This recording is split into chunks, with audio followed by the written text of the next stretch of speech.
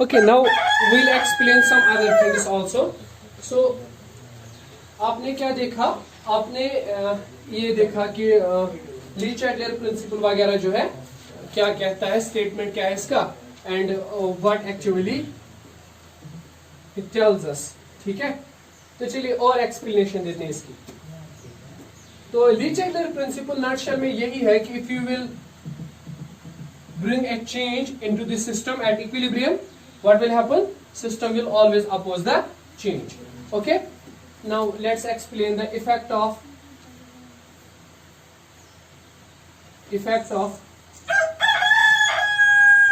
change in concentration. Okay, write down the effect of change in concentration. ठीक है बेटा, देख लीजिए. As per Lee Chatelier principle, if you will change the concentration of the reactants or products, the system will again oppose the change. ठीक है, system उस change को क्या करेगा, अपोज करेगा. Okay, let me take a reaction. A times A, B times B, giving X times C and Y times D. ठीक है गिरी.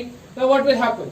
अगर आप क्या करोगे, अगर आप इस रिएक्शन में काम करोगे, पहला, if you will increase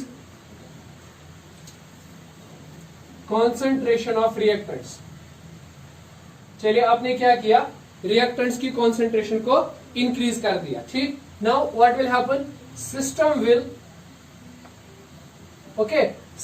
will decrease the concentration of reactants. कैसे वो सिस्टम जो है रिएक्टेंट्स की कॉन्सेंट्रेशन को कम करेगा, बाय कन्वर्टिंग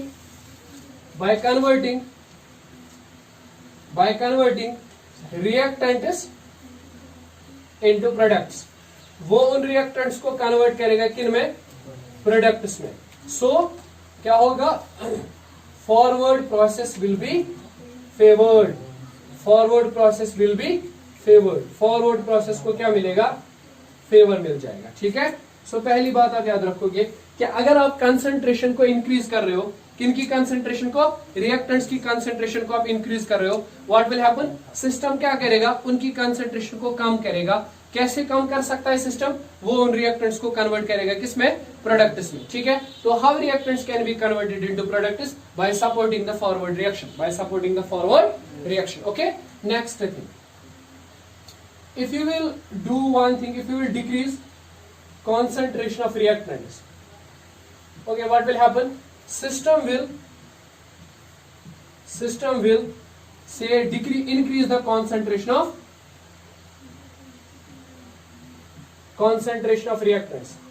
ठीक है बेटा, अगर आपने क्या किया है, आपने रिएक्टेंट्स की कंसंट्रेशन को कम किया है, सिस्टम क्या करेगा, उनकी कंसंट्रेशन को अगेन बढ़ा देगा. ठीक है, बाय कैसे, by converting products into reactants. ठीक है, प्रोडक्ट्स इनटू रिएक्टेंट्स, वो प्रोडक्ट्स को कन्वर्ट करेगा किसमें, रिएक्टेंट्स में. सो इसके लिए कौन सी रिएक्शन होनी चाहिए, backward reaction is favoured. Okay, backward reaction is favoured, right. ठीक है, चलिए ठीक. Next thing, if you will increase the concentration of products, अगर आप प्रोडक्ट्स की कंसंट्रेशन को इंक्रीज करोगे, okay, if you will increase the concentration of products, अगर आप प्रोडक्ट्स की कंसंट्रेशन को इंक्रीज करोगे, say what happens, सिस्टम क्या करेगा, इनकी कंसंट्रेशन को फिर से कम करेगा. ठीक है, system will decrease concentration of products by converting them into reactants. ठीक है, सिस्टम कैसे प्रोडक्ट्स की कंसंट्रेशन को कम कर सकता है, वो कुछ प्रोडक्ट्स को वापस कन्वर्ट कर देगा किसमें, रिएक्टेंट्स में. So backward reaction will be favoured, है कि नहीं. So backward reaction is favoured. तो बैकवर्ड रिएक्शन आपको फेवर करेगी, यहाँ पे इक्विलिब्रियम आपको बैकवर्ड रिएक्शन को फेवर कर देगा. ठीक है, okay, what will happen if you decrease the concentration of products. Okay, you will decrease the concentration of products. What will happen? System will increase concentration of products. System क्या करेगा, products की concentration को increase करेगा। कैसे?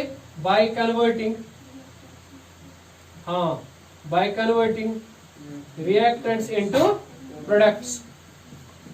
Okay, so कौन सी reaction favour होगी? Forward reaction is favoured. Okay, so we can say the forward reaction is favoured, right? Because उसी में क्या हो जाएगा, कुछ रिएक्टेंट्स कन्वर्ट हो जाएंगे प्रोडक्ट्स में, और अगेन प्रोडक्ट्स की कंसंट्रेशन जो है वो इंक्रीज हो जाएगी। Okay, now will study the effect of temperature. Okay, क्योंकि ये चीज आपको क्लियर हो गई होगी कंसंट्रेशन से क्या हो रहा है। Now will define what is the effect of change in temperature. अगर हम रिएक्शन का टेम्परेचर चेंज करेंगे तो उससे क्या हो जाएगा, इक्विलिब्रियम वगैरह पर क्या असर पड़ेगा। Okay, if you will change the temperature से, अगर आपके पास कोई रिएक्शन है, suppose like this, if you have a reaction A times A, B times B and X times C and Y times D। Okay, ये आपके पास कोई केमिकल रिएक्शन है।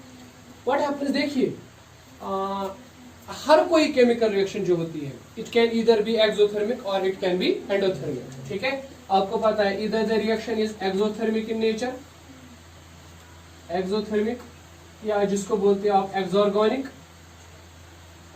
एक्सॉर्गोनिक रिएक्शन, और it may be some sort of which is called as endothermic या endergonic reaction. Okay, एंडोर्गोनिक reaction. ठीक है, आपको पता है what happens in exothermic reaction, these are the reactions in which heat is evolve, इनमें heat evolve होती है, and these are the reactions in which heat is absorb. ठीक है, इसमें हीट क्या होती है, शाबाश, एब्जॉर्ब हो जाती है, राइट? तो एक प्रोसेस है एक्सॉर्गोनिक जिसमें हीट इवॉल्व होती है, एक प्रोसेस है एंडोथर्मिक जिसमें हीट एब्जॉर्ब होती है। ओके, नाउ इस तरह से समझिएगा, अगर